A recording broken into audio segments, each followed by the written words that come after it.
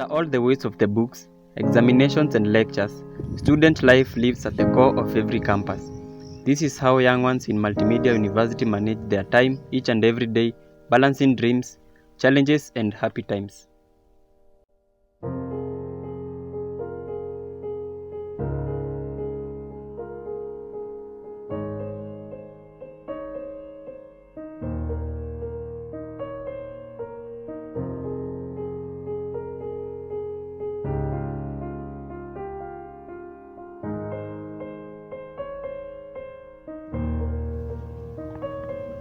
Many students wake up even before dawn, from the first rays of sunlight spilling through the hostel windows to the frantic running about to get to the early morning classes on time.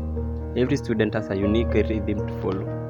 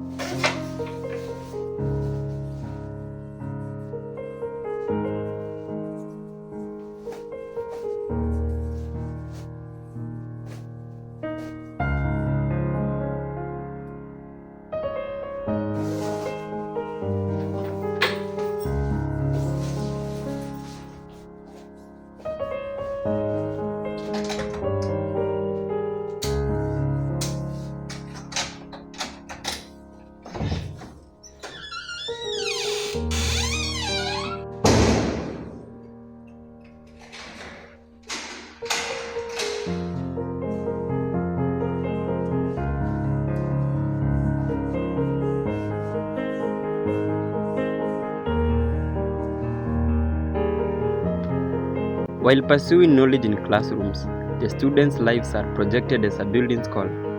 Lectures, discussions, and opposite interactions with professors mark and shape their academic journey, each lesson a step towards their future.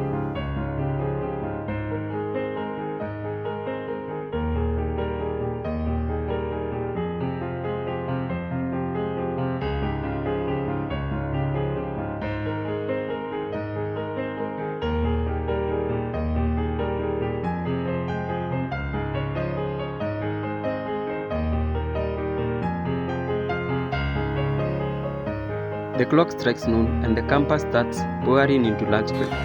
Sharing delicious meals together will forge friendship, while the rest of the cafeteria buzzes into stories, laughter, and plans for the remaining hours of the day.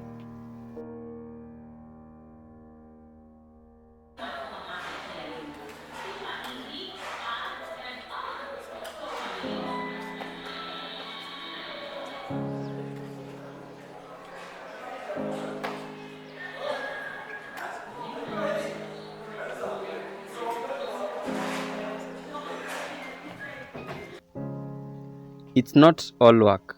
There are social events, gathering, relaxation time for students. They recharge their energies, create a context of community, and help students restore a balance between their study and social lives.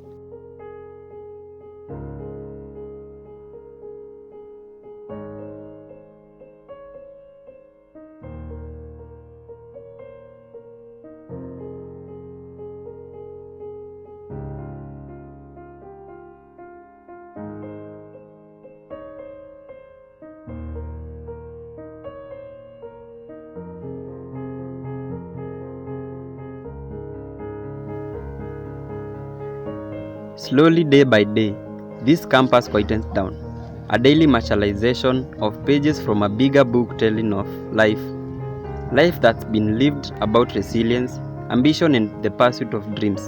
Most of all, this is student life.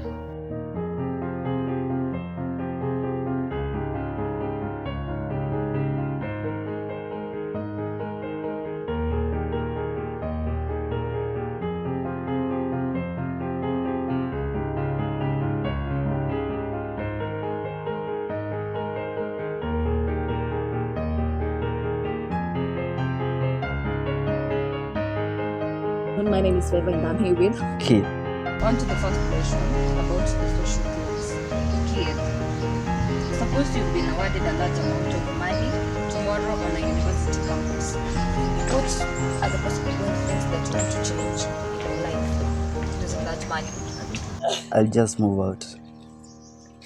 Being sincere with myself. Like, imagine hostels, the facilities in this school, like I don't know why.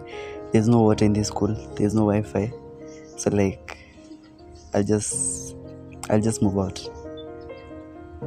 I think moving out there's a lot of like freedom and sense of responsibility. The presence of wild animals such as warthogs, baboons, and monkeys on campus has become a source of frustration for many students. These animals, which roam freely around the campus, often disrupt classes and pose safety concerns. Students have reported being chased by baboons, making it difficult to concentrate on their studies. The situation is particularly challenging during the academic year as the animals are less visible during holidays. This constant interaction with wildlife has led to a growing sense of negativity among students who feel that their learning environment is compromised. The university administration has been urged to find a solution to this issue to ensure a safer and more conducive atmosphere for education. Additionally, the university's facilities are slowly getting out of shape. Deteriorating infrastructure and poor Wi-Fi connectivity contribute to the growing sense of frustration among students. The unreliable internet hampers their ability to complete assignments and engage in online learning, further impacting their academic performance and overall university experience. So on to the next question. Kids on peer pressure. Um, has peer pressure ever made you do something which you now find comical or full regret? Full of regret. Peer pressure, yeah. Like friends, they like make you do a lot of things. Personally, before I came to this school, I didn't usually take a call, but the friends I have, like, wait, every time, kid, do you wanna go out and drink? Do you wanna smoke? Every time, even it's becoming a lot. Like I can't even stop. Hata mimi mwenyewe I'm the one now asking them kama tunaenda kukunywa. So like maybe I regret kidogo, but I don't know. It's life. Each Friday nights as the sun goes down, the buzz of the students of Multimedia University of Kenya suddenly changes from the artificial and academic to the excitingly alive rhythms of Rungai's nightlife. The jolt of peer pressure lightly nudges students into throwing off their academic shackles and visiting nearby joints.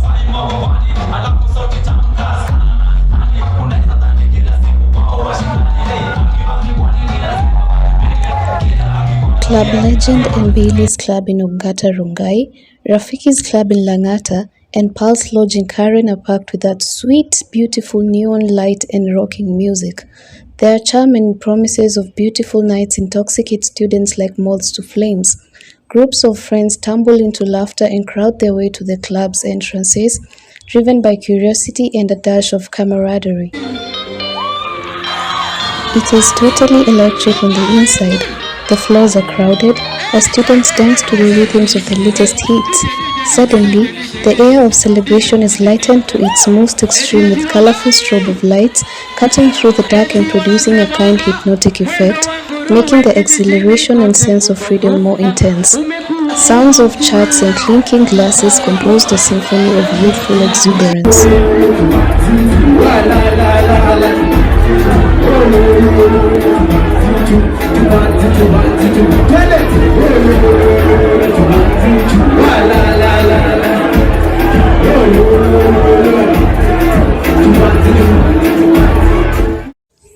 Memories are made here and strengthened in the crowd, some for lovesick pleasures, others for daylight regret.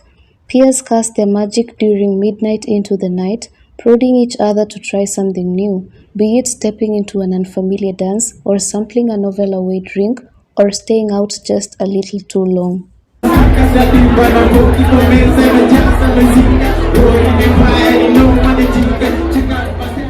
What is the typical day like in your life as a university student? It's pretty basic, like just wake up and go to class. That's why I was saying, like, in your first question, I would rather move out. You like outside. There's something that you can find to do. You get what I mean? Yeah. How do you manage to balance the combination of studies, your social life, and other obligations? I don't think there's no formula in that. Just take it one step at a time. Just like trust the process. My name is Rehema. Rehema.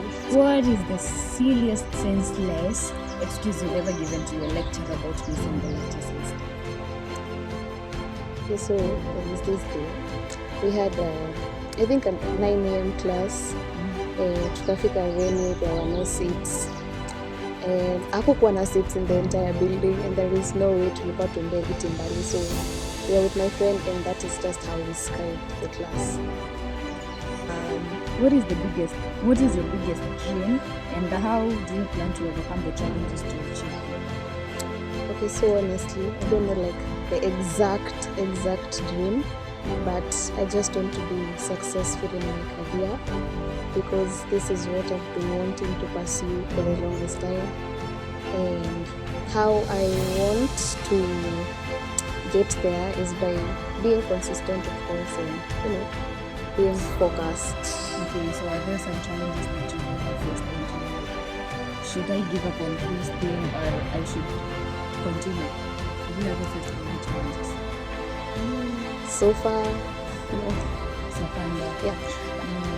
If you could be any character from a fictional story, what character would you like to be, and why would you like to be that character?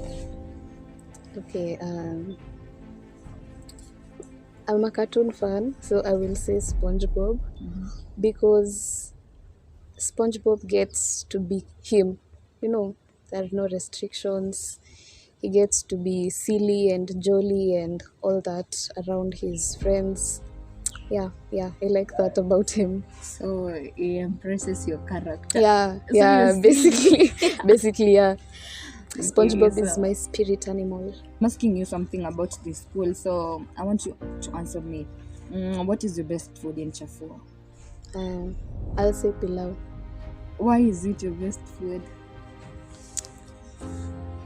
I don't know, honestly. I just love rice in any form. And many other foods in the Chafua I don't really like. For example, I don't like chapo.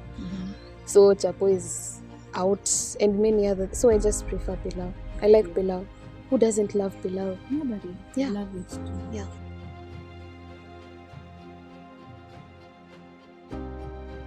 Well, first of all, it's the perceived notion that they are rich because I'm in the executive hostel, and that kind of makes me be seen as a rich kid, which isn't really the case. We had a lot of struggles. It was just parental love that got me to there, not money. So yeah. However, not all students living in the executive hostels come from such affluent backgrounds.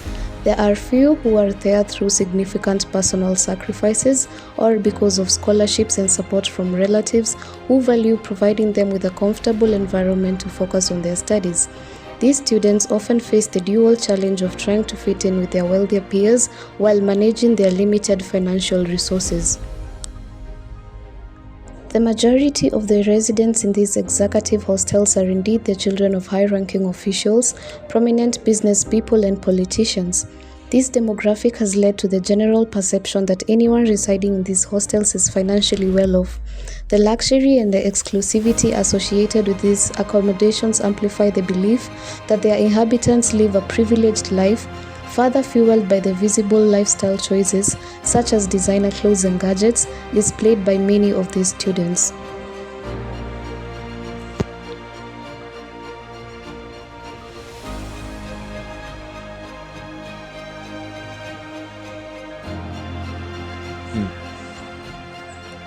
a super I'd have would be fast like retention capabilities, that I'd be able to grasp anything I read and it sticks, so that I won't have to waste a lot of time reading.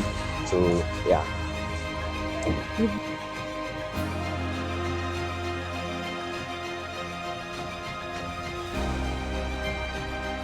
Difficult to navigate partying.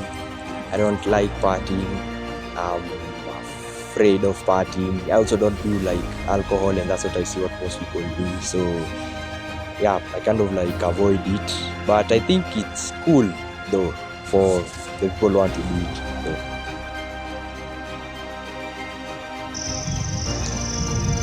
If the light over the horizon disappears, academic work also overshadows it. Not just by being in study groups or visiting the library, but sometimes they become all-night cram sessions, all turning to prove the dedication and hard work of each student's investment in the education.